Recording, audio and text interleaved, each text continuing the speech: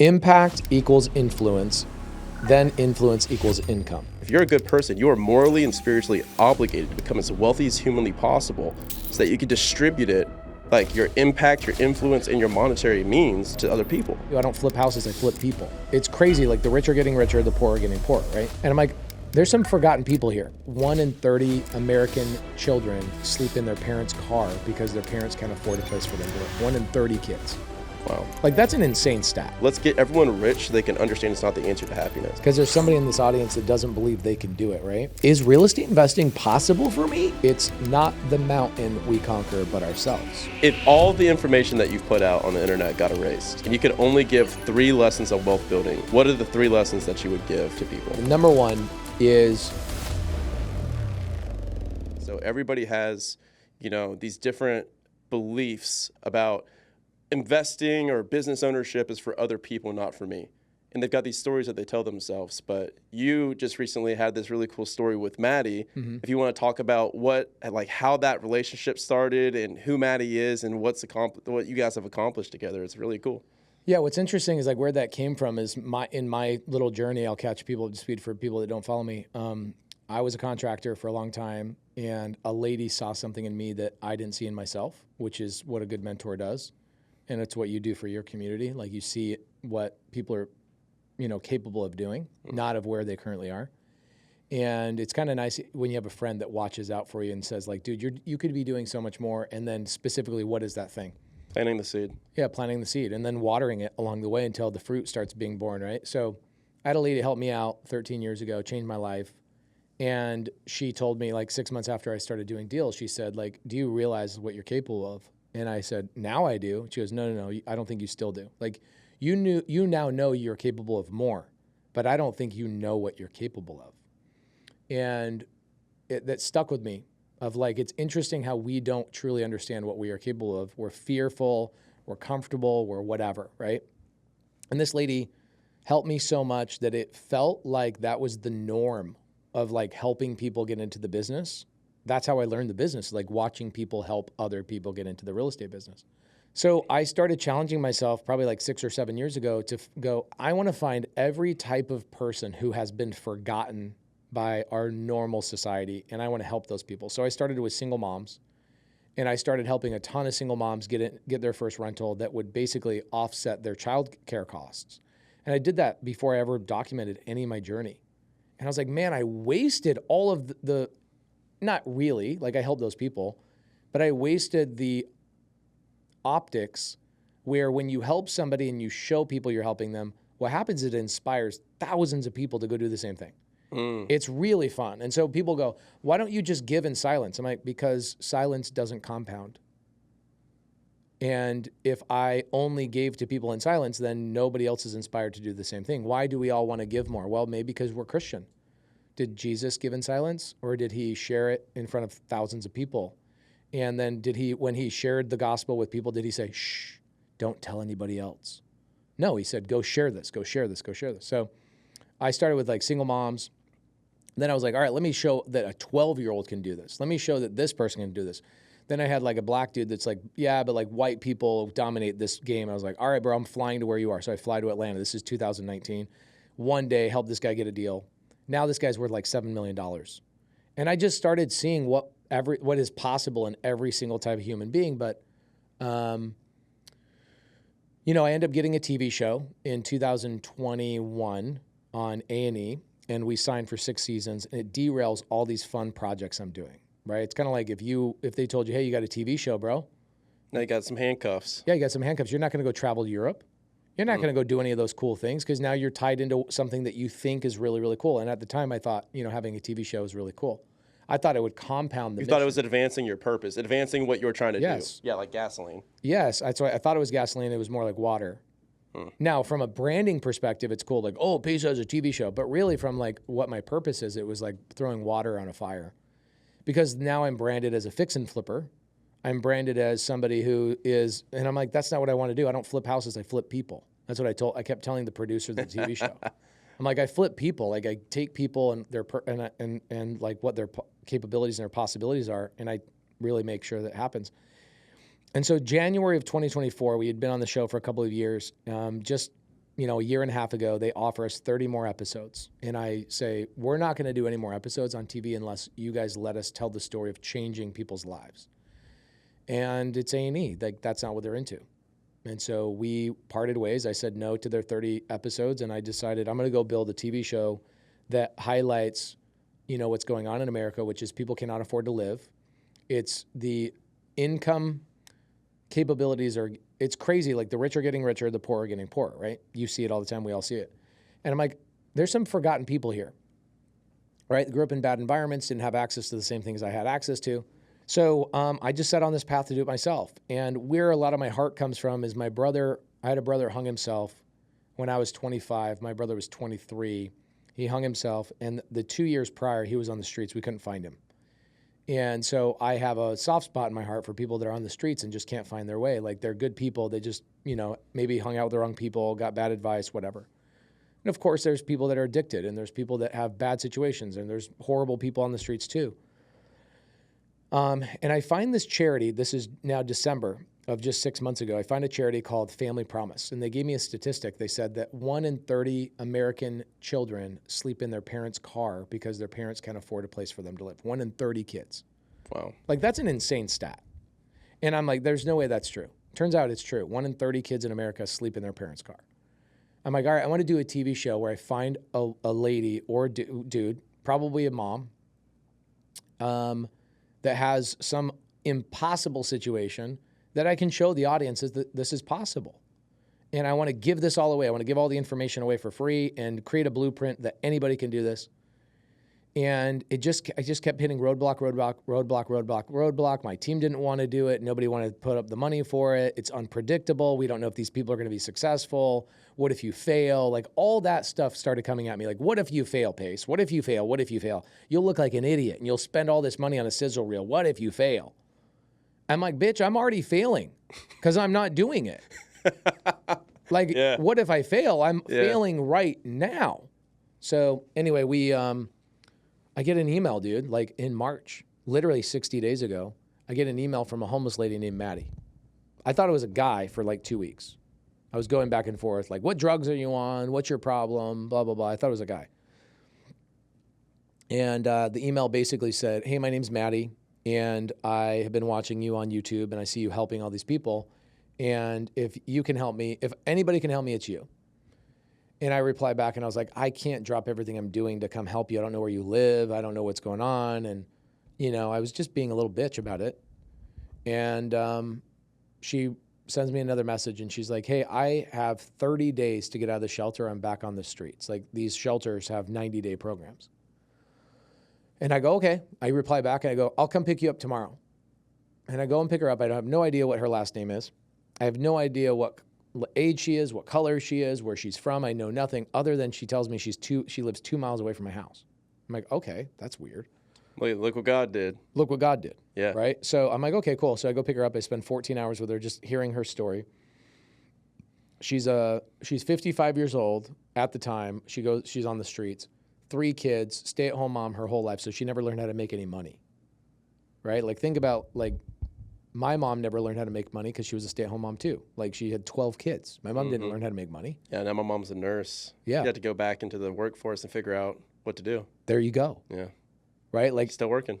Imagine these women that go their whole life raising you, raising me, that don't learn how to go and make any money. Did you have a dad involved? I did, but my dad was working 2 jobs to support 12 kids, and my mom had to be at home all day long. My mom and dad are still married. Yeah, single mom. So, yeah. But we see that a lot with entrepreneurs is normally there's like one parent that just like wasn't there, and then that kind of builds the chip on the shoulder, and then that gets us going. 100%. So, like, think about your mom. Your mom's grinding. She's like, I got to go back and get some options so I can afford to pay the bill. She goes back and becomes a nurse, busting her ass, right? Mm-hmm. So, like, these are the forgotten people that are doing so much for our society, busting their ass, serving people in hospitals and whatnot. So anyway, she's 55. Her husband dies. No income in the house. And her kids are all off doing their things and being crazy. And she's like, I don't know what to do. I got to go move in with somebody. I have no life insurance, nothing. So she moves from Connecticut, where she's at, to Arizona to move in with a family member. Family member ends up flaking on her. It's a bad situation. I won't go into it and waste all the time, but She then goes, well, I guess I'll just sleep in my car for a couple of weeks until I find a job and get going, you know, type of thing. So she's sleeping in her car breaks down. Right? She drove that thing all the way from Connecticut, whatever. And she's like, all right, well, I'll sell my car for scraps. I'll go buy another car, whatever. And it just keeps getting worse. Next thing you know, a month later, she finds herself like can't even afford a motel room. She's got a part-time job at UPS driving. And she's like, I guess I'll sleep on this park bench one night. One night turns into 4 years.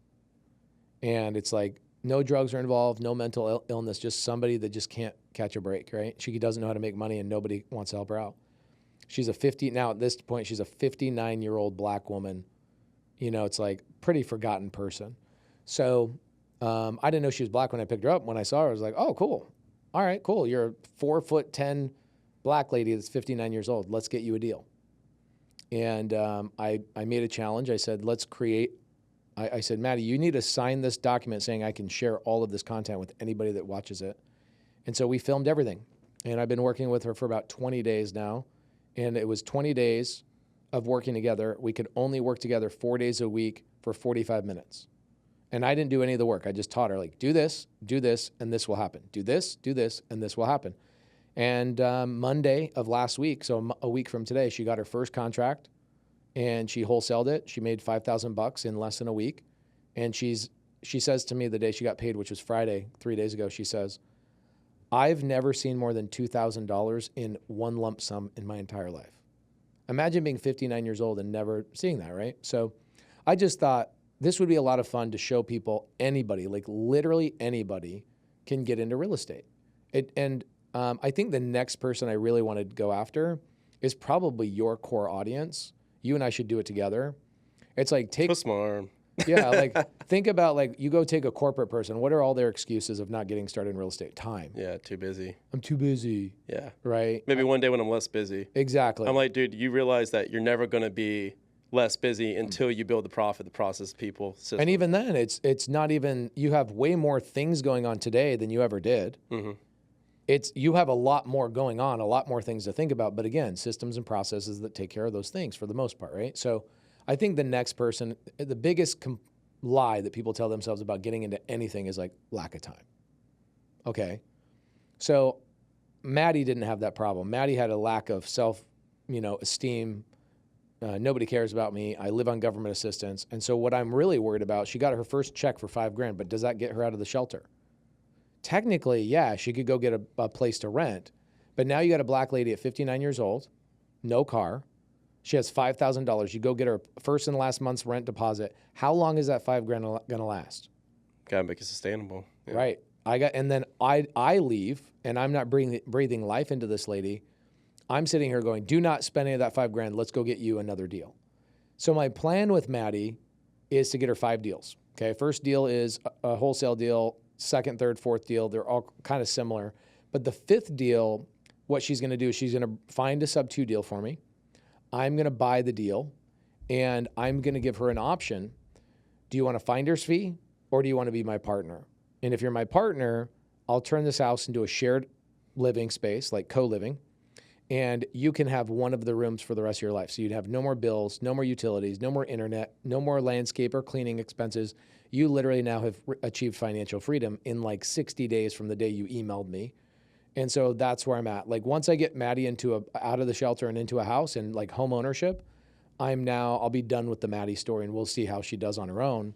It'll be cool. It's badass, man. It's really cool. So she'll have to make a decision. How do I take a $10,000 finder's fee, or do I become an owner of the property? And I don't know. Like even when I gave her the $5,000 the other day, bro, I was like, this lady has not had $5,000 in her life. Yeah, she doesn't know what's next. And what she could disappear. Correct. And now I can't tell the rest of the story. So, this is where TV people really don't like the show idea, because they're like, this is all unpredictable. Mm-hmm. Like, okay, cool. I'll just do it for fun then. And I'll document it, and I'll create a course out of it, and I'll give the course away for free so people can watch like step by step. So it's been a lot of fun. There's so many different directions I want to take that. One is that you said that eyeballs are the ultimate currency. It's like you really need attention. You really need to shine a spotlight. And I like this quote that you've got good people, you've got bad people, and bad people are going to make money no matter what. They're going to lie, cheat, steal, do whatever they need to do to claw their way to the top to become ultra wealthy. Like, that is the negative stereotype of wealth. So whenever you have good people, money's an amplifier for who you are. Wealth is an amplifier for who you are. So I'm like, if you're a good person, you are morally and spiritually obligated to become as wealthy as humanly possible so that you can distribute it, like your impact, your influence, and your monetary means to other people. Yeah, and I feel like that's what you're doing. Yeah, it's interesting. Like, when you are trying to get your first deal, people watching the podcast right now are like, I don't care about that. I just want my first deal. We get it. Like, totally get it. But like, after you get some rentals and you get some cash and you get some money coming in, you help one person. It is like, I've never done heroin, but I imagine it's like heroin. And it never goes away. It never goes away. It never goes away. The bigger house goes away. Yeah. You just got a new plane. Mm-hmm. Eventually it will go away. Yeah. But the feeling of actually serving somebody else, no matter how big or small, is always like the ultimate dopamine hit. And I try to tell people, let's get everyone rich so they can understand it's not the answer to happiness. That is true. It's, I'm on stage the last couple of weeks speaking, and people are like, what do you want to talk about? I'm like, I want to talk about Maddie. Because there's somebody in this audience that doesn't believe they can do it, right? So meanwhile, my team locked up a 102-unit motel that we're converting into a super Section 8 property, which it means that the whole property will be all Section 8, so super Section 8. And that sounds like a really cool deal structure and inspiring because I'm making a bunch of money. But I'm more obsessed with like the everyday person, which I used to be, which is real estate investing possible for me? Was a real serious question you probably wrestled with for a long time. So a question about that. So you said that it sounds like the most important thing that we can have in life is just literally somebody to tell us that we're capable of more. Yeah. So what's some advice that you can give to somebody that maybe is in that position, and even in a good position? Because a lot of the times, most of the people listening aren't a Maddie, but they are somebody that's, a husband, a wife, a father, a mother of 2 or 3. They're working this job. Things are good enough. They've been comfortable and they've been good enough for their entire lives, and they don't know that something else exists. And I talk to people all the time that are saying, I see your stuff. I listen to the podcast. I watch all of your videos, and I hear about business buying and hear about real estate, but maybe one day. Yeah. And they're like, but right now things are kind of good. Things are good enough. What do you say to that person that just does not see what they're actually capable of and what's on the other side of a little bit of hard work? I mean, and vision. Ed Milet and these other people probably could yell at you and scream at you if you guys want to be yelled at and screamed at, but I'll give you some actual practical advice. The most important thing that's happened to me, and I'm sure it's the same thing with you, is that anytime I want to level up to another level, I simply change my environment with the dudes that I'm hanging out with. If you're a girl, hang out with more powerful women. If you're a dude, go hang out with dudes that are doing more. How do I do that? Well, I go join a mentorship where there's other people doing the same thing I want to do. Spend the money, get in the room, right? You're in the Tony Robbins thing, right? Yeah, I'm in Zenith. That's $250,000 a year. Yeah, I'm in the Platinum Partners. Yeah, it's great. Yeah, like completely worth every penny. I get to go to Tony's house 3 times a year. It's phenomenal. But I also am in 3 other masterminds, right? I have one that Myron Golden, $55,000. I'm in another one for $100,000 a year. These are crazy numbers. I remember back in like 2017 when I bought my first mentorship, it was $3,000. And I never watched any of the videos. I'm not a video watcher. I didn't either. But what I am is I hang out with the people. And I went into the room, went to a couple of meetups, and it was literally just getting permission from other people my age that it was okay for me to dream bigger. And actually, it was weird that I wasn't. Like, I went from hanging out with family members that are like, why do you want so much? Like, what's wrong with you, right? To people going, when's enough, right? Right, oh, when's enough pains? When are you going to stop working? To now I hang out with people going, we don't work. This is not work. People at a 9 to 5, that's work. What we do is not work. I want to talk about that quickly. We talk about passive income all the time in this space, especially real estate investing, right? We talk about passive income. But now I've realized, like, I went to the other side of that, and I'm sure that you've been to the other side of that. And I'm curious about how you think about work in general, because for me, what happened was I read the books, I listened to the podcast, and I did it. I became financially free, and then I went to travel, and I was like, oh my God, cool, I'm going to lay on the beach and do nothing. Like, I did it. Passive income, right? That's what you're sold. Yeah, you want to quit your job, $10,000 a month so you can travel around the world. And I was like, oh wow, this sucks. Yeah. And since I have now realized that it's not about you, the point of passive income isn't to live a passive life. The point of passive income is to go from the work that you're forced to do to work that you choose to do. Yeah. Because the work is worth doing. You now have an option about what work you can actually work on. So how do you think about work? Because now how I think about it is I'm like, okay, well, what's my zone of genius? What's my zone of passion? Where can I really, really have fun? And so you can't distinguish the difference between work and play. Yeah. Like that's the goal for me. So how do you think about work? I think about it like a big pile of dominoes. Okay. And so like think about Maddie, for example. I've helped thousands of people the same way. Not the same way as Maddie, but like in different ways. And I think of Maddie as a domino, right? So I set up the domino, I go grab the other dominoes, and I start setting them up. And if I help Maddie, who else does that inspire? Who else does that inspire? Who else does that inspire, et cetera? And then what randomly happens is 6 months later, I buy an RV park from somebody that brings me a deal. And as we're closing the deal, they'll go, you know how I found you? I'll go, how did you find me? One of my friends was watching you help this lady named Maddie. They told me I should follow you. I followed you. I watched these videos. I learned how to do the such and such. And then I went over and sent you the deal. So I'm having fun at this point of like, how does the ripple effect actually work? Let me drop the ripple by helping other people and watch it come back in the most random, beautiful ways. And so it's really just a big fun game for me at this point. But it is, it's also a purpose, right? So there's this guy named Edward Hillary that was a famous climber on Mount Everest. And one of the most famous quotes about Mount Everest was, "It's not the mountain we conquer, but ourselves." And I still say it to myself almost every week. It's like, I'm not trying to conquer a mountain, I'm trying to conquer myself. And so the true work is, how do I make myself the best version of me, the best father, the best husband, the best this, the best that? How do I learn what I love? It's a journey of self-discovery. So when I look at work, I look at it like a fun game of like, if I help all these people, how can it come back to me? I don't know how it's going to come back to me. So let me just give with no expectation and just watch the universe bring it back to me. It's the funnest freaking thing on the planet. It's the shift from how do I make more money to how do I add more value? Yes, because then I learned impact equals influence, then influence equals income. And what I used to think was income gives me influence, then influence gives me impact. No. Let me create impact. Let me change somebody else's life, teach them, do whatever, hold their hand, walk them through something, encourage them, breathe life into them, whatever that impact may be. That then gives me influence over that person's life, and ultimately there is income on the other side of that. So you start with impact, sadly. But when you're first starting out, it's like, no, I need to start with income. And you're chasing the deal. Mm-hmm. And then you quickly learn, sadly, it's not that at all. So the other thing, too, is like, think about this, like, you got millions of dollars of property. I got millions of dollars of property. Cool. I retire. I stop working. What kind of blueprint does that give my wife? What kind of blueprint does that give my children? What branding have I put on myself for my wife? This guy that's walking around the house has got money, is, put on weight or whatever else, and just all we're doing is eating food and doing what?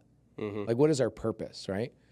And a man needs a purpose, and a woman needs a man who leads with a purpose. And so if I just retire, passive income, what?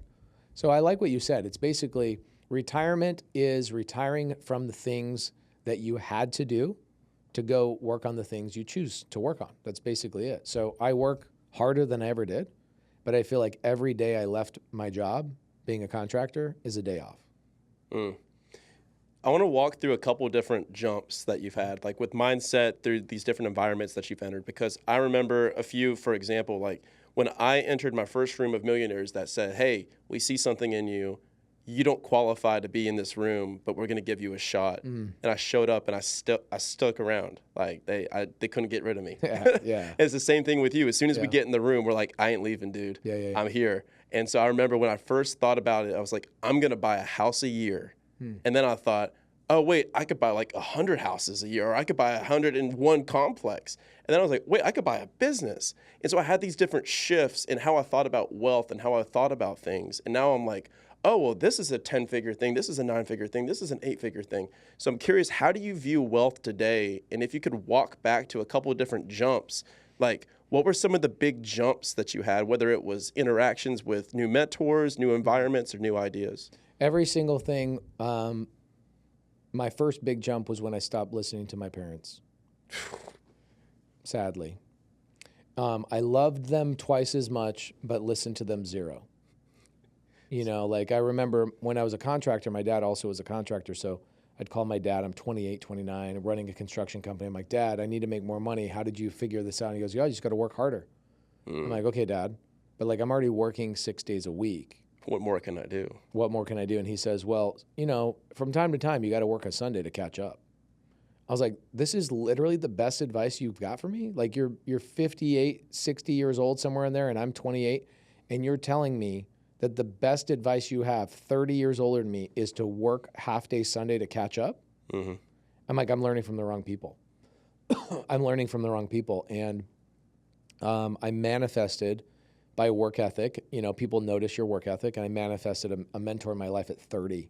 And she came into my life and was like a very angry, mean mother that would yell at me for not doing what she thought I should be doing. Was this the original one that said you were capable of more? Yeah, Bethany, yeah. She told me, you're not a contractor. I was like, what do you mean I'm not a contractor? I show up on time, I do what you ask, and I communicate. What are you talking about? I'm not a contractor. Yeah, no contractor does any of those three things. You know, and she made this joke. I was like, oh, crap. So she's like, you're meant for a lot more. And when people say that to you that are in a financial position above you, it hits different than like a sibling saying, you know, you should probably be doing more. Can I pause you real quick? Yeah. There's something so important here that I want you to validate or veto here. Yeah. And that is that everyone is so scared of imposter syndrome, of all these things that they label it, that they won't get into the rooms. People are so scared to enter rooms of people that are doing more than them. But what I found to be true over years and years and years is that nobody that is doing better than you is going to shit on you. Yeah. It's only the people that are doing the same as you or worse than you that are going to shit on you and try to bring you down. For the most part, everyone that I've seen, for the most part, that are doing better than me, they're like, heck yeah, dude. Keep trucking. Yeah, I've never had anybody. Actually, my favorite YouTube video, I've watched it 10 different times, is Grant Cardone does a video in his hot tub talking about haters. And he's just in his hot tub, typical Grant fashion, talking about how the only people that have ever hated on him were people that were below him. He's like, there's nobody above you that's ever going to crap down below you. Or below them. Like, it doesn't happen that way. And you only have people below you that are going to try and throw crap up at you. And I watch this video over and over because when people would criticize me on my podcast, my YouTube channel, or my Instagram stories, or my this, you get it too. It's inevitable. You're going to have that kind of crap. I got in my head, I'm like, wait, I'm doing good things here. I'm helping people. It's like, wait, hold on. I'm taking advice from people that are not in a situation that I want to be in. Like, that doesn't make any sense. And so you are 100% right. The imposter syndrome thing is such an interesting conversation. Everybody struggles with it, including me. I'm with Tony Robbins this summer, and I said, so how did you overcome imposter syndrome? For me, I realized a long time ago, like, oh, this is just a thing. This is a natural thing. I just got to deal with it. Tony says, that's a possibility? He's saying it jokingly. I'm like, what do you mean? He's like, it's a possibility for us to get rid of imposter syndrome? Like, he was just joking, like acting like, wait, you know something I don't know? I'm like, so you still have imposter syndrome? He's like, of course, because that's the internal Tony that doesn't want me to work and doesn't want me to do anything. He wants me to slow down. He wants to conserve energy. It's the amygdala, right? And I'm like, what's the amygdala? And I started learning about the parts of the brain that tell you not to do or exert any energy. There's an entire part of your brain that controls your entire nervous system called the amygdala. And the amygdala tells you, do not exert energy at all on this thing. You'll look stupid. You'll waste all this time and energy. We need to conserve our thing. Go back in the cave. The saber-toothed tiger could kill us. All of that kind of stuff. I started doing the research on imposter syndrome. I'm like, okay, so everybody deals with this. So it's not a pace problem. That's a human problem. So like, so Tony says to me, he goes, stop dealing with human problems and focus on pace problems. I'm like, what the heck does that mean? He goes, okay, so everybody deals with imposter syndrome pace. So is that something you should be even focusing on if it's just something that's going to be standard in your life? I'm like, probably not. He goes, what is an actual pace problem? And he makes me write down like 5 or 6 pace problems. Like, I'm not great at delegating at the time. I'm not great at this. I'm not great at that. He's like, okay, here we go. We're getting specific. Now those are the things you should be worried and stressed out about. Imposter syndrome, you shouldn't be. And I was like, okay, so like when I'm hanging out with these people doing a lot of big things, they're not ever second guessing why I'm in the room. He's like, no. They're not even thinking about you. One, they might not be thinking about you, but the second one is this. You ever loved a band so much you want to tell everybody about your favorite song or a restaurant you loved? He's like, when people figure out how to get wealthy, it was such a breakthrough with them in their life that they can't wait to tell the next person that also wants the thing that they got the breakthrough on. And he goes, when you get into the big room space, you'll find that every single person is like, finally, another person that I can share this with. Nobody else believes me that this is possible.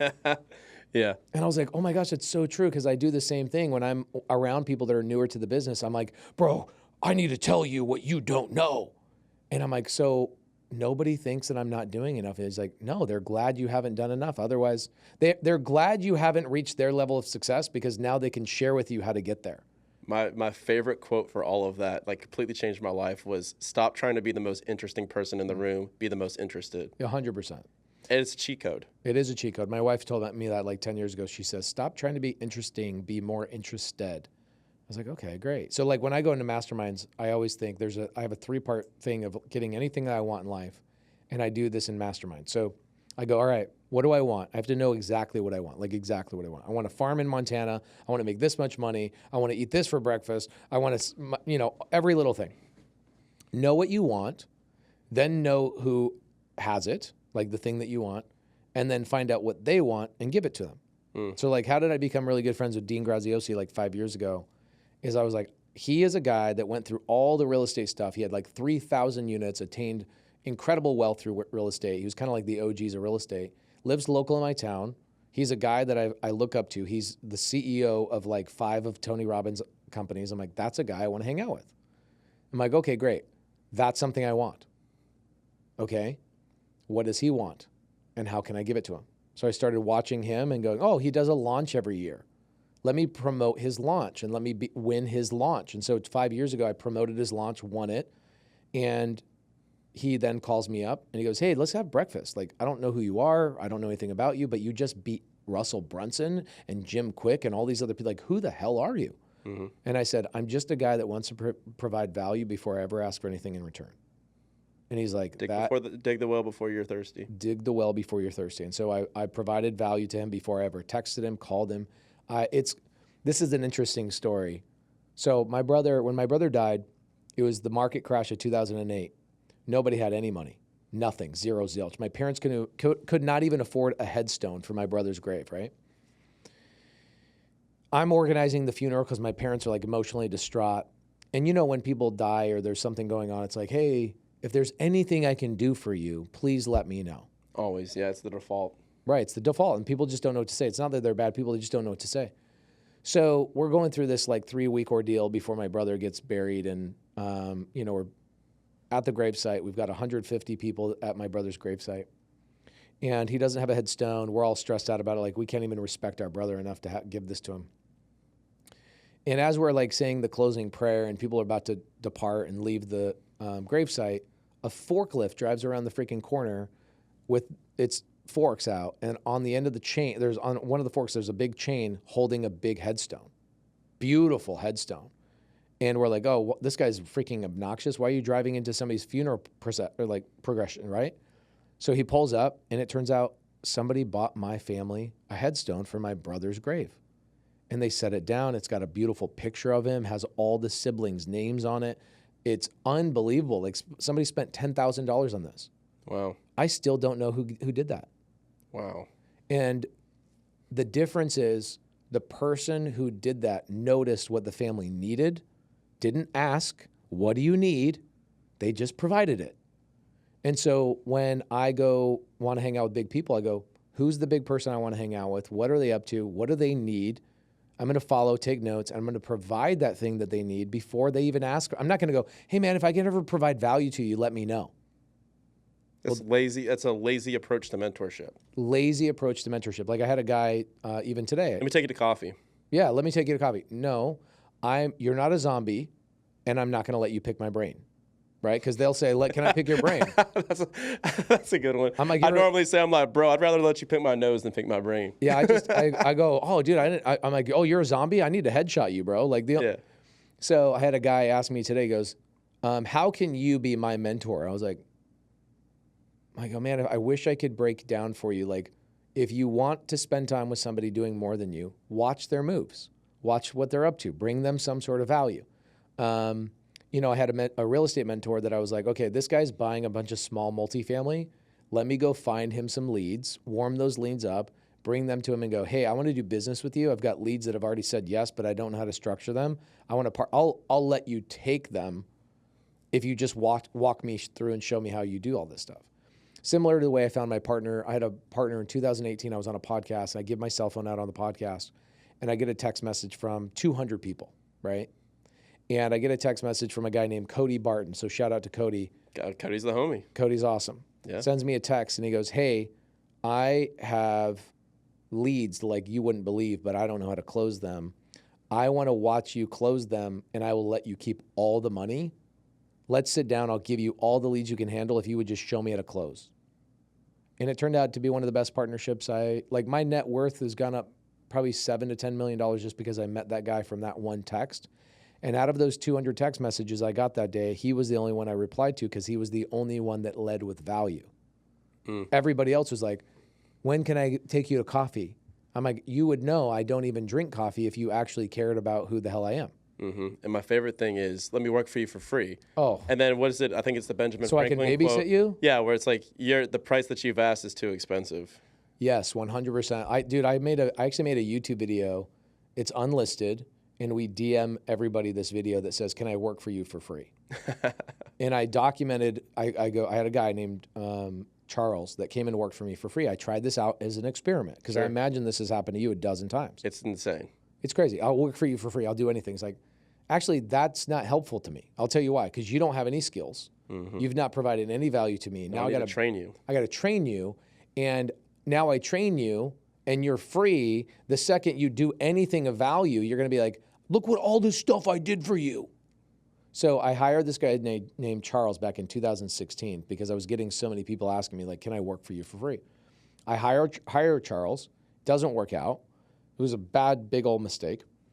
So the next person asked me, I go, I will let you hire or work for me for free, but we're going to document this because Charles just screwed me over, and I want to document this and show people. So I have an unlisted YouTube video that's like a mini 3-minute documentary of what happens when I hire people for free. And I make people watch it, and I go, do you still want to work for me for free? And then most of them don't even reply. The documentary basically shows people, they come in, they learn what I'm doing, they either resent me or on day 3 they're asking to be on salary. And then I'm like, do you see how much time and energy? Like, think about this. Somebody wants to learn how to be a doctor. Do you want them to perform on you for free? Absolutely not. No. I want you to go put in the chops. I want you to go do the thing, go through the training, go do all the kind of stuff. I want to hire a doctor. If, let's say, I have brain surgery, I want to hire a guy and pay money to a guy who's already done that thing 1,000 times. So go do that thing 1,000 times, then come work with me. But that's not what they want. What they want is they want to be you. So what they're really saying is, let me come into your world, let me suck off your energy, let me take everything from you, and then leave you the second I figure out what you're doing.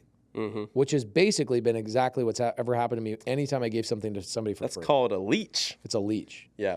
So I accidentally took you down a rabbit hole on our wealth conversation. So I'll reframe the question because like now me and you just, we went down a rabbit hole, which that was freaking awesome. Yeah. So I'll reframe the wealth one to, because we started talking about imposter syndrome, and that was freaking awesome. Yeah. Like, we needed to do that.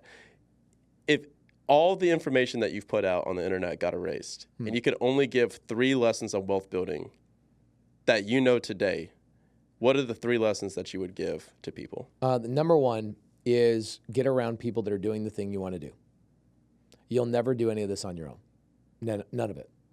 Even if it's just being with other wolves in a wolf pack, like you and I are both entrepreneurs, and iron sharpens iron. You have to be around. You have to be around it because your environment dictates your outcomes. And as much as you think that you're strong enough to outperform your mom, your dad, your spouse, your kids, your this, that, and the other in terms of the environment, more importantly, your coworkers, like people that are listening to this right now, the 9-to-5 people, the people that have corporate jobs, it's a bunch of dreamers that aren't doing anything. Like after hours, your 5 to 9 should be building your dream, right? So it's like they say, go to your 9 to 5 and then come home and do your 5 to 9. That's number one. Get around 3 people, 2 people, 1 person that's doing the thing you want to do. I don't care if you have to pay them. I gladly pay now as a blue collar guy from all the way born in the 80s, blue collar guy. When somebody says, yeah, join my mentorship, I was like, F you, you scam artist. Now I'm like, do you have a mentorship I can join? Yeah. I understand the value of it. I even pay for mentorships for like my team. I go, who wants to learn? Like I have a girl in my office. She's like, I want to learn how to do X, Y, and Z with AI. I go, great. Find the top 3 mentorships on AI. I'll pay for it. Like I get the value of being with the right people. But I said, don't find a mentorship, find a community so you can collaborate with other people, because the person running the mentorship, you won't get access to them really. You need other people to collaborate with. So that's number one, by far number one. And then what's funny is I could literally just say, that's it. Because here's the thing, like Alex Hormozy had a quote, you probably saw it the other day. He was like, find out what you want, do an unreasonable amount of repetition so that it would seem unlikely for you to fail. Okay, that's great advice. However, how do you know what the repetition is unless you're around people that are also doing it? Period. Like, you didn't figure this out on your own. I didn't figure anything out on my own. I was around people that showed me what those repetitions look like so that I could emulate them. So step number one is by far, you ain't doing shit. I cannot even imagine how many people watch content online that's like, do it, do repetitions. Like, but what repetitions? Yeah, because practice doesn't make perfect. Perfect practice makes perfect. Right. And so it's like, what do I even want to do is also a challenging thing too. So number one, I would say get around people that are doing the thing you want to do. Number two, take only advice from people that are doing, living a life that you want, right? So like, you wouldn't take fitness advice from somebody who's 400 pounds. I know this is so stupid and cliche. You also wouldn't take marriage advice from somebody who's been divorced 4 times. Correct. You wouldn't do that, right? I also wouldn't take advice from people that don't want to have kids when I want to have kids. So when I watch people online watching all these influencers that have blatantly said, we don't want to have kids, I'm like, they're living a completely different life than you, meaning they don't know how to balance recitals. They don't know how to balance practice and this and all of the things that go on into having kids. Do not take advice from people that don't have kids if you want to have kids. Let's do a quick pivot here for the last 10 minutes, because to the point of media, like that is something that is like super important to me. And you are one of the ones that I look at. You're probably like the person I look at. And I'm like, damn, that guy like puts the cult in culture. Yeah. Like that's what I look for, because like with my people, I'm like, nah, like I want to build a freaking cult here. I want to build a freaking tribe that has like shared values, shared beliefs. And so like, what's some advice you can give, like, the difference between old Pace that was like kind of working in silence versus new Pace where you're very media focused? Like I'm in the process of building a media team. Like it's a bitch. It's hard. It's really hard. Yeah. And so what's some advice that you can give to somebody that's out there about the importance of media and kind of how to go about that? I mean, I don't need to tell you any of this because you already understand the most valuable thing. It's like, but it's hard, man, at scale. It's really hard. In fact, I've had a much larger team than I have now.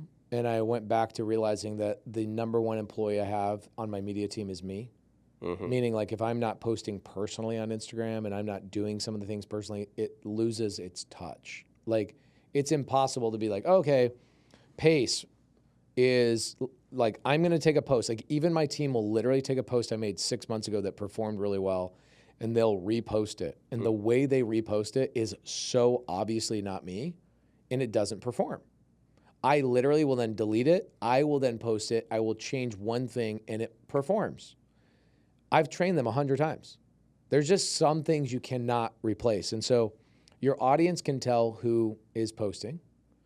And that's a tough thing. So I would tell you that everything else in your business besides you being on camera is not that important. You need to get out of everything else in your business. Managing, answering emails, signing deals, managing anything whatsoever, cash flow management. You need to be on camera 99% of the time. In what capacity? Like if I could give you a social media breakdown on like what works, what doesn't work, all that kind of stuff, I would. But it's also like how am I nurturing my audience long term is so important. Like what I do, oh my gosh, I wish I had 10 hours with you. People We out can there, make it happen. people I'll out there, fly. here's the thing too, is like, and you already know this, creating a brand is really hard. And I'm so grateful that it is, because people are so deathly afraid of doing it that really, if you just do it half-assed, you beat everybody. There's not that much competition on There this side. really isn't. But then what happens is the same in business. Is in the beginning you can kind of look at a large amount of people as like, okay, cool, like that's who I'm aiming for, and then you get to a certain point and you're like, there's a smaller and smaller and smaller and smaller pool. Yeah, you have to start creating your, like even me recently, it's like I go, I want to create content that I'm just excited about. Like I was Kind of reverts back to that, doesn't it? Yeah, it's like in the very beginning in 2000. So I started posting on Instagram 15 years ago when it first came out. I did it out of anger because I got all my computer photos got deleted when I upgraded my computer, and I was like, "F this! I'm never saving another photo unless it's in the cloud ever again." So this is in 2010, right? So I ended up getting construction jobs from my Instagram, and I realized the importance of getting out there and talking about what you're doing. Like it was never lost on me 15 years ago. So I had that as an advantage. Then I get a real estate deal from it. And I'm like, what the freak? This is a cheat code. Like I'm cold calling and texting and direct mailing, and I'm doing all this stuff, and I just got a deal for free. What the freak? Let's double down on this. Mm-hmm. And so at the time, I just drove around and talked about what I was doing during the day, and I created this cult following of people going, I know everything he's doing. I know what he had for lunch 3 days ago. And then you go into the world of like, let me try and make the algorithm happy. And you start overthinking it. And I'd say the last year and a half, I'm like, dude, I wasn't happy with that. I just want to do what I want to do. And more doesn't always mean more. Dude, that's what we're in a season of right now is less is more. Yeah, less is more meaningful. I would say like dialing in your funnels properly. So like, for example, I make a post on Instagram about a month and 2 weeks ago, and it's a story about a Montana house I own, a little farm, 20 acres, put $1 down, bought it for $3.7 million, just a great story. And I just stitch it like 15 little video clips together, and I'm like, hey, I bought this property $1 down, here's the steps I took. If you ever want to see a video of how I did this, DM me the word Montana. This thing gets like 5 million views, and I get like 19,000 DMs, you know. I get one of those maybe every 2 weeks or so. Like they just go wild. And then what does it do? It feeds them a YouTube video, not a landing page. I'm not trying to get their email. I'm not trying to sell them anything. It literally just sends them a YouTube video of me explaining how I got this Montana house. And people are like, damn, homeboy didn't try to sell me anything. Like I'm actually creating the anti-funnel. And then what happens is my DMs follow up a week later going, hey, how'd you like that YouTube video? Anything else you need help with? Never sending them to a landing page, never trying to book a call with them, literally just trying to help people. And when I do that and I get out of this thought process of like the post needs to do a thing that then triggers a thing to go to a thing to then make money, I then get so in my head about what this post needs to do to trigger this whole thing, and I stop telling great stories. And then you stop making great stories. Yeah, and you stop being inspired. You're like, I need to do something the algorithm is happy with, instead of like, what's something cool I did today? I'm feeling that to my core recently. Yeah, that's probably where you're at. And I'd say, dude, I was there a year and a half ago. Like, it's a bitch. It's a bitch. And then here's the worst part. I was like not yelling at my team, but like very aggressively getting passionate about like, and we need to da da da da da. And I'm like, wait, hold on. My team needs me to tell the stories, and I'm the leader of this team. They're sitting there going, how can we amplify the storytelling you're doing? And Pace, you stopped telling stories. You started posting. And so I'm back to just like, what story can I tell today? What cool thing can I do? To your point, like I've been following you for a few years. Yeah. I stopped caring. Mm-hmm.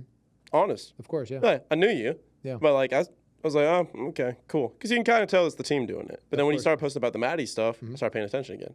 Yeah. So you're exactly right. Yeah, you wake yourself back up. There's an energy that comes back, and it's just like, I don't really care what the algorithm wants. I care what a 15-year younger version of me wants.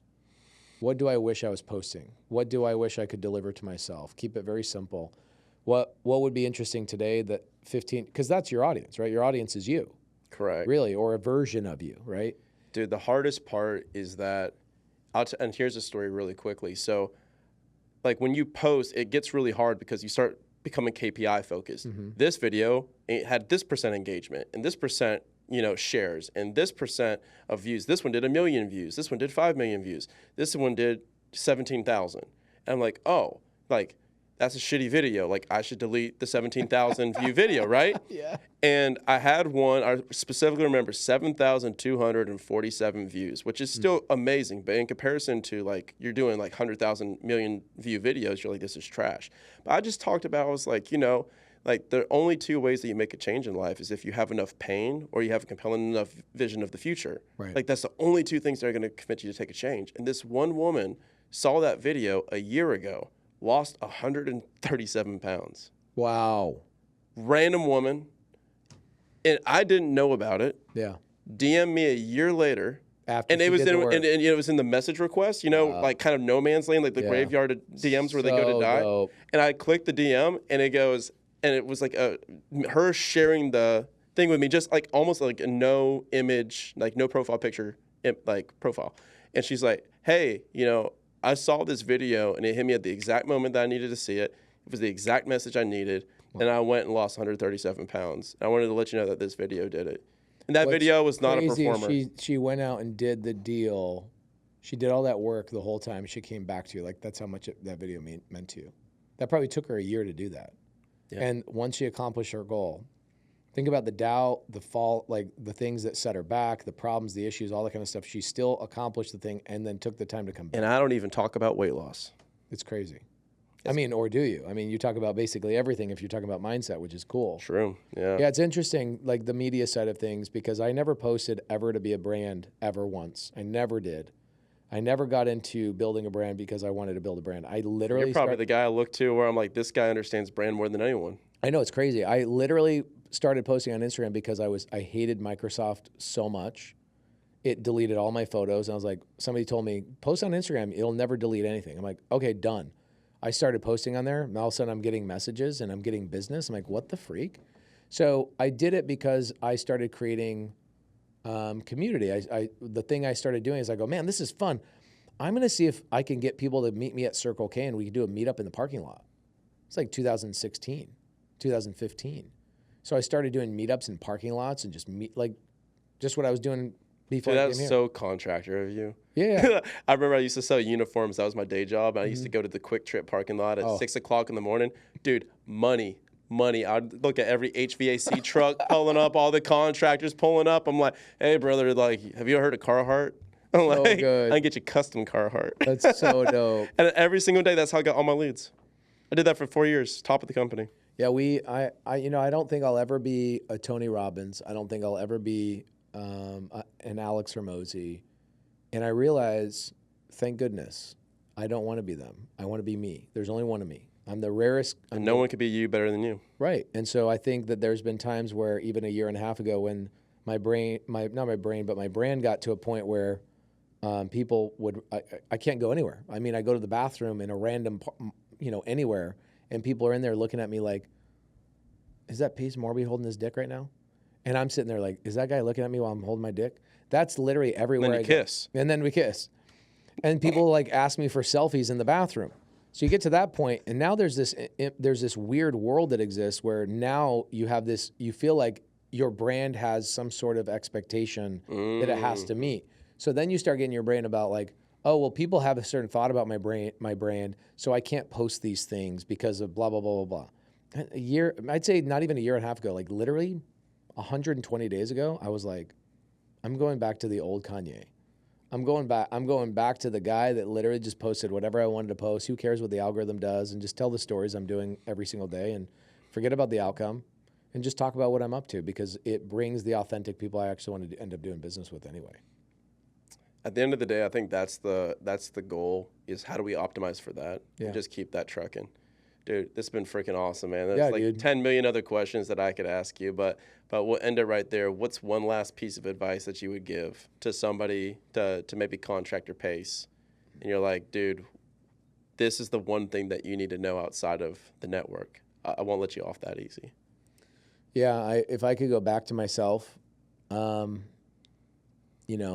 let's say age 30, I would tell myself that I think I felt guilty making money. And like being, you come from the blue collar world too. And so you feel if I make money without working, then I'm a freaking succubus. I'm a leech. Or if you start making money and then you stop working hard to make the money, that's where it hit me. Blue collar people. Because now I feel lazy. Yeah, you feel lazy. And I don't feel like, I'm like, how am I going to tell my team to work hard? Yep. If I'm not working harder than them. It's interesting to me that the happiest moment of my life was last summer. Really? Yeah, happiest moment of my life. I mean, I've had incredible moments, but it was like this glorious moment. So I buy this farm in Montana. I don't tell my wife about it. Okay. Because I'm like, I'm the leader of my house, so I do what I want and my wife follows. And that's just how our dynamic is set up. So I go buy this farm and I had this manifested in my mind. I've been telling people like, I'm going to own a farm. I'm going to own a farm. I'm going to own a farm. I'm going to be in Montana. I'm going to be in Montana for 5 years. So finally, this opportunity pops up. It's the greatest opportunity. I go buy this, 20-acre thing, 8,000 square foot house, barn, all the things. And so we go summer in Montana, but we go rent property or we go stay in our RV. And so we fly to Montana. My wife's like, cool, are we going to stay in the RV park? We own an RV park up there. Are we going to stay in the RV park? I go, yeah. But we're going to stop by and look at this house real quick. So we landed in Montana last year. And it's May 22nd, so it's about a year ago. And we drive on the street. My wife's like, what? Oh my gosh, whose house is this? This is incredible. And I go, let's go knock on the door. So we get out of the car. We walk in the house and the house is empty. And my wife is like, what the heck? What is this? And I was like, welcome to your new home. And my wife is like, what are you, like watching this happen with my 3 little kids, my wife start crying, and I just walk right out on the farm, and I have this photo of me just going out and looking at my pasture and just going, I did it. I freaking did it. I did this thing that I said I was going to do for 5 years. And what did I do the next day? I sat on the lawnmower and I mowed my lawn for 9 hours. And I know that sounds stupid because it's like, as a blue collar guy, you're like, work smart, not hard. That's how you become wealthy. I'm like, yeah, I did all of that, but now all I want to do is keep working hard. I just want to be on my farm. I want to mow the lawn. I want to do all the blue collar shit. But I want to do it where I don't feel like I have to earn a paycheck for it. And, and for me, it was like I felt like a slave swinging a hammer. Now I'm like, all I want to do is swing a hammer. But I want to do it on my own property. I want to do it with my own shit. And I want to teach my kids how to go build things, and it's not to earn a paycheck. When I was younger, my dad, I learned how to paint, I learned how to drywall, I learned how to frame so that we could pay the bills. And it was never a fun activity to go build. It was like, we got to support the family. And so now it's like I get to build and do what I want because it's a recreational thing rather than a requirement. So I look at myself 15 years ago, and I would have never worked. Do you know the CEO of NVIDIA? Jensen Huang. Yeah, Jensen Huang. They asked him about 6 months ago, they said, if you could go back and tell yourself how hard this was going to be, would you do this again? He said no. He said no. He said, yeah, because the version of me back then would not have been able to do it. I would have given up. And so like going back and telling myself something I think is bad news, because I also probably would have told myself, you will cry.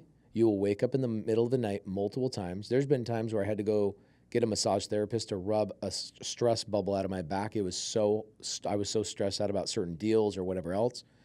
But I'm so grateful that I did it, and I'm so grateful I made good friends along the way that kept me accountable, because I think if I was left to my own devices, I would have just failed. I had great mentors, great friends, great people to be around, great mentorships, great masterminds that I'm a part of that held me accountable. And I got as far away from the people that I was hanging out with 15 years ago. That was literally the thing that changed my life. Last question about delusion. Yeah. I think delusion is the ultimate cheat code. Yeah. How do you think about delusion? I'm delusional. I am too. I think that's the difference. Yeah, I mean, think about like all these people that want to be in reality. Think about, I know that going back to the Maddie thing is maybe not that important, but picking up a homeless person. This is what I did with Maddie. Think about how delusional and crazy this is. The only time I could find to spend with Maddie was I was flying to LA from Phoenix to go look at a modular home company I was looking to buy. Mm-hmm. And I go, if I'm going to spend time with this Maddie lady and see if she's a good fit, I'm just going to buy her a plane ticket, and have her just come with me to LA, be on the plane, be with me all day long while I do the things. And in the Uber rides and waiting in line at TSA and doing all that stuff is where I'll get to know this lady. Mm-hmm. That's not normal. That's weird shit. Like, think about how... Hell of a Tuesday. It's a hell of a Tuesday. My videographer, Eric, is like, he comes to my house at 5 a.m. and we're heading to the airport. I go, hey, we're going to stop by and pick up this lady named Maddie. And he's like, okay, cool. Is Maddie one of the students? And I go, no. She's a homeless lady. He's like, okay, but you know her. I'm like, I have no idea who she is. And he's like, what are you doing? Meanwhile, my wife has no idea. I have not told anybody I'm doing this. I just go and pick this lady up. I'm full on delusional. I have a vision in my mind of what this looks like. And I'm also addicted to just taking massive action all the freaking time. And I know you are too, because you have some big grand vision of what you're trying to accomplish. But you got to have those people that are like the builders. Yeah. So a great example of that is I'm building out this home studio at my apartment in my condo, and then there's this giant like backlit LED like carve out custom wood grain of the world, and it's like awesome. And then it came and it was on all these different pieces, and I was like, God, I've got this vision for what this is going to be on my wall, but hell, I don't want to put it up there. And so it's the best analogy I've ever heard of literally, I need somebody else. Like, I've got a vision for what my world's going to be. To build the world. And I literally need somebody else to come and help me. Like, here's all the pieces. Here's the instructions. I need somebody to build this shit. I got a lot of people on my team. Hilarious. Literally, I have a lady, Alyssa, on my team. She says to me a year and a half ago, she says, thank you for having a vision and a dream so big that my vision and dream could fit inside of it. Mm-hmm. I was like, damn, that's like the best. I have this lady, Shelly, on my team. She's been on my team now for 2 years, and she was going to be a lunch lady before she got hired by me, a lunch lady. And she comes to me and she says, she's 50. She says, for the first time in my life, I feel like I have worth. Being on a team, and like, your vision is so magnetizing. She says, you are so delusional that you get all of us compelled to take such incredible action and just build and build and build whatever it is that you. So she says the same thing to me. She's like, thanks for being crazy. Because she's like, I realize that's what I need. I need somebody pulling me and telling me that this is the direction we're going, and I'll build whatever you want, but I need you to tell me what we're building. Dude, the biggest lesson that I learned was I was just like, dude, I needed to be more polished. Like, because now I'm doing my first hotel development. I was like, I need to be more polished to be around these people. And I realized, I was like, actually, no, me being delusional and freaking wacky and insane is my superpower. Yeah. And I just need partners that are the polish. Yeah, 100%. Same thing with me. Like, somebody said to me, it was actually, I won't say his name, but I'm on a big stage with him every couple of weeks. Famous speaker, like kind of guy that gets paid like $400,000 to speak. And he says, why do you always wear a hoodie and jeans? Like, everywhere you go, you're always in a hoodie. He's like, you would do so much better if you took the hat off, you did X, Y, and Z. I was like, because I wouldn't be me. Like, I don't want to be anybody but me. And if that's not good enough for people, then I don't want to do business with them. And then the next time I saw him, he wore a hoodie on stage. And he was like, you're right. Like, what am I doing? I should be able to dress and wear whatever I want to wear. So I think we're very lucky. In the 1950s, everybody would have been wearing suits everywhere you go. Yeah. We're very lucky that we can be ourselves and still go and accomplish and do big things. And last thing I'll say is, I don't read a lot of books, but one of my favorite books I read was the first paragraph of the autobiography of Sam Adams. Okay. So Sam Adams, historical figure in our country. I'm in an airport and I look at this book. And I'm like, oh man, all right, I don't want to scroll through my phone on the plane. Let me read a book. So I take this book, I buy it, $24 or whatever, and I'm waiting in line for us to board. And I read the first paragraph of this book, and I take it back to the bookstore and I give it back. And I go, give it to the next person who wants to buy this book. It's theirs. I don't want the book anymore. And the lady I was like, she goes, is that bad? And I goes, no, it's that good. And the first paragraph of this book is the only paragraph I read. The lady says, Sam Adams arguably did more in the latter part of his life than most people will accomplish in their entire lives. He did it without a phone, did it without a car, did it without this, did it without that, and she lists off all these things. Then in the next paragraph, she writes down all the things he accomplished without all of these tools. And I'm like, what am I doing reading about somebody else's life? I need to get my ass into like such high level gear. So I'm an absolute crazy delusional action taker. And so are you. So are your audience members. For those of you guys out there that are wondering, like, well, how do I take action specifically? The best action you could ever take is to pay to be in a room, okay? Community, right? Like, get into your community and get around the people that are doing what you want to do. Immediately stroke the check, because the reality is you are stroking the check anyway. You're wasting all the candlelight of your life by going, I'll do it tomorrow, I'll do it tomorrow, I'll do it tomorrow. If it was me, I would just join your community right now and go, all right, who do I need to know? Who do I need to hang out with? Who do I need to have dinner with? Who do I need to serve so I can get my first deal, my second deal, my fifth deal, and get the hell out of this job? Because you're in a prison. You are in a prison. You just don't know it. Fucking love it, man. Yeah. Pace, thank you for coming on, brother. Thank you, brother. Appreciate you. Yeah, I guess if you had any word that you want people to go follow and see. Just, guys, follow me on Instagram. Check out the name. Check out the cool little story I'm doing with Maddie, and just go give Maddie some love on Instagram. She's been following the posts that I make about her, and she's just like, wow, she's looking at the comments going, I had no idea that I could inspire so many people. Boom. So go give Maddie some love on my Instagram, and I'm about to start helping this teenager that says, I don't want to go to college, so I'm going to go help him get his first deal too, and just trying to help the people that feel like they can't do it get their first deal. And I mean, you're the one that's focusing on the 9-to-5 people, so I'll let you focus on those people. I'll focus on the homeless people. Tag team. Yeah. Dude, thanks. Hell yeah, brother. All right, guys, thanks so much. And it's been Brian and Pace with the Action Academy podcast, signing off.